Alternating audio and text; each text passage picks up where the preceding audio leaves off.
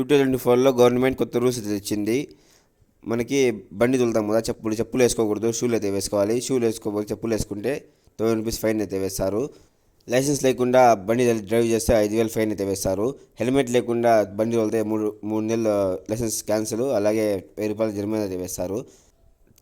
Triple riding తోలితే బండి మనకి seize అయితే చేస్తారు. బండి 25,000 ఫైన్ అయితే వేస్తారు, సీజ్ కూడా చేస్తారు. అలాగే సీట్ బెల్ట్ వేసుకోకపోతే మనకి 1000 రూపాయలు అయితే ఫైన్ అయితే వేస్తారు. బండి తోలితే 10,000 అయితే ఫైన్ వేస్తారు. అలాగే బండి స్పీడ్గా తోలితే 5,000 అయితే ఫైన్ అయితే వేస్తారు. ట్రాఫిక్ రూల్స్ పాటించకపోతే రెడ్ లైట్ అలాగా 5,000 అయితే ఫైన్ అయితే వేస్తారు. సెల్ ఇవ్వకుండా డ్రైవింగ్ చేస్తే 1000 రూపాయలు 5,000 జరిమానా అయితే వేస్తారు. కారు నెంబర్ ప్లేట్ లేకుండా, అదే బండికి నెంబర్ ప్లేట్ లేకుండా తోలితే 22,500 అయితే ఫైన్ అయితే వేస్తారు పోలీసు దొరికితే. అలాగే ఈ రూల్స్ పాటించకపోతే 25 సంవత్సరాలు మనకి లైసెన్స్ అయితే క్యాన్సిల్ చేస్తారు.